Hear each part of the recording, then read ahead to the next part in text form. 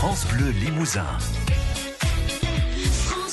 Expert retraite sur France Bleu Limousin. Elle s'appelle Caroline Baudry. Elle fait partie de la CARSAT. On va vous rappeler de bons conseils et bien préparer nos retraites. Caroline Baudry au micro de Marie-Ange Roulinck. Caroline, on va évoquer le relevé de carrière. Aujourd'hui, on peut recevoir le premier à 35 ans. Qu'est-ce qu'on fait quand on le reçoit ? Parce que à 35 ans, on se dit c'est loin la retraite.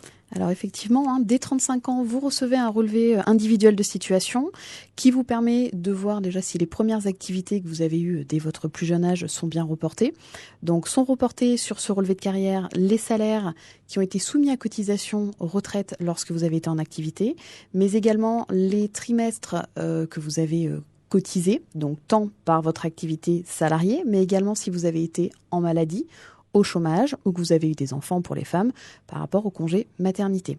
Donc, l'avantage de recevoir ce relevé de carrière relativement jeune, ça vous permet de vous préparer, de conserver les justificatifs et éventuellement de les transmettre à votre caisse de retraite afin qu'ils puissent faire la mise à jour pour rectifier les années manquantes ou les salaires manquants. Oui, c'est ça. Il peut y avoir des creux et du coup, c'est pour ça qu'on a besoin de garder les il faut les conserver. Alors, il y a de moins en moins de creux, comme vous dites, parce que maintenant, on fait des échanges dits dématérialisés avec les entreprises. C'est-à-dire que tous les ans, les entreprises adressent aux caisses de retraite les salaires qui ont été soumis à cotisation vous concernant et le report s'effectue automatiquement et ça vous donne le nombre de trimestres qui sont reportés sur votre relevé de carrière tout en sachant que l'on ne peut pas dépasser 4 trimestres par an.